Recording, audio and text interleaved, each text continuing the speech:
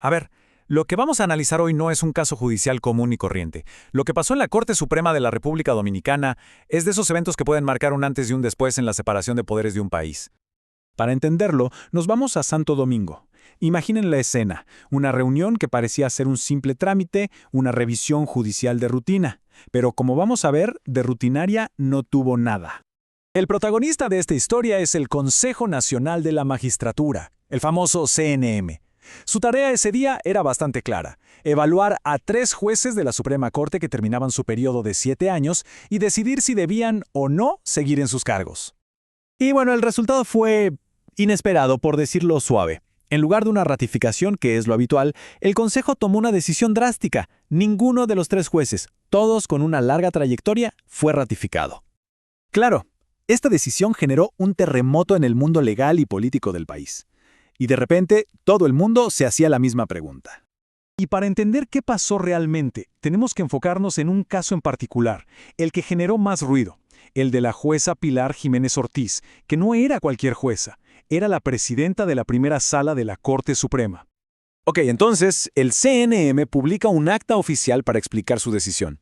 Pero a ver, ¿qué justificación se puede dar para remover a una jueza con más de 20 años de carrera? Básicamente, su argumento, al que llamaron primera postura, se sostenía en 3 pilares, y vale la pena analizarlos uno por uno. El primero, y aquí es donde la cosa se pone extraña, fue algo totalmente subjetivo. Hablaron de una supuesta percepción de inseguridad durante la entrevista. Lo más curioso es que ese criterio ni siquiera está en su propio reglamento de evaluación. O sea, el segundo punto, la acusaron de retrasos injustificados en algunos casos. ¿La prueba para sostener esto? Ninguna. No presentaron ni una sola estadística ni un dato que lo confirmara. Nada. Y el tercer argumento, que es clave para todo lo que viene después, fue criticar una decisión judicial colegiada sobre una nueva ley. Y ojo, no fue una decisión que ella tomó sola, sino una que tomó junto a toda su sala. Pero ¿saben qué es lo más revelador de todo esto? No es solo el qué decidieron, sino el cómo lo decidieron, porque no hubo, para nada, un consenso. Imaginen la votación. El Consejo tiene 8 miembros, y al momento de decidir sobre el futuro de la jueza Jiménez, el resultado es un empate perfecto. 4 a favor de que se quede, 4 en contra. Una división total. Y este empate activa un mecanismo muy particular de la ley dominicana, conocido como el voto calificado. Es un poder especial que solo tiene una persona en esa sala, el presidente de la República, que también preside el Consejo. Y así fue.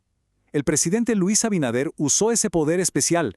Con su voto, rompió el empate y sentenció la salida de la jueza de la Suprema Corte. Pero claro, la historia no termina ahí. Los 4 miembros del Consejo que sí la apoyaron, decidieron responder. Y no lo hicieron con opiniones, sino con números, con datos duros. Su respuesta, que quedó registrada como la segunda postura, pintaba una historia completamente diferente. Estamos hablando de que, bajo su liderazgo, su sala resolvió más de 11,000 casos que estaban estancados. ¡11,000! Para estos 4 miembros su trabajo era ejemplar, y tenían cómo demostrarlo. Miren, eliminó un retraso de casos que venía de años, algunos desde 1992. Logró que su sala no tuviera ni un solo caso con más de un año de espera. Y un dato que habla mucho de su independencia, emitió más de 58 votos disidentes. Pero volvamos a ese tercer argumento, el de la decisión sobre la Ley 223, porque es aquí donde la cosa se complica y la contradicción se hace, bueno, gigante. Resulta que esa decisión judicial, según la jueza y sus defensores, no buscaba aplazar nada, era todo lo contrario. Era una especie de guía, un acuerdo pleno, para que los abogados supieran cómo usar una ley nueva que era bastante confusa.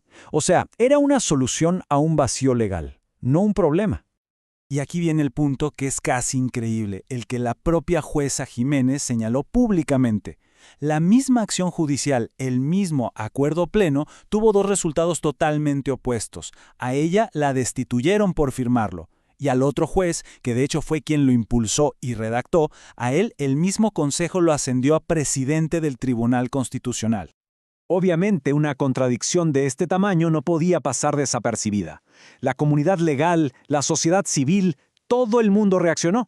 Y lo que se puso sobre la mesa fue la idea misma de la independencia judicial en el país.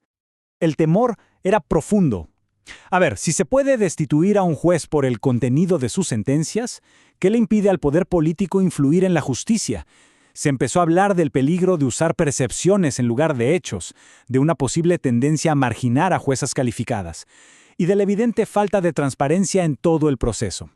La jueza Jiménez no se anduvo con rodeos. En una carta pública fue directa. Acusó al Consejo de montar una campaña de descrédito para justificar lo que ella misma llamó un desacierto colosal. En pocas palabras, dijo que la decisión fue arbitraria y con motivaciones políticas. Y todo esto nos deja con una pregunta final, que va más allá de este caso, y que aplica también a los otros 2 jueces destituidos. Cuando el futuro de un juez se decide no por su desempeño, no por un consenso, sino por un único voto de desempate de naturaleza política, ¿qué le queda a la independencia de la justicia?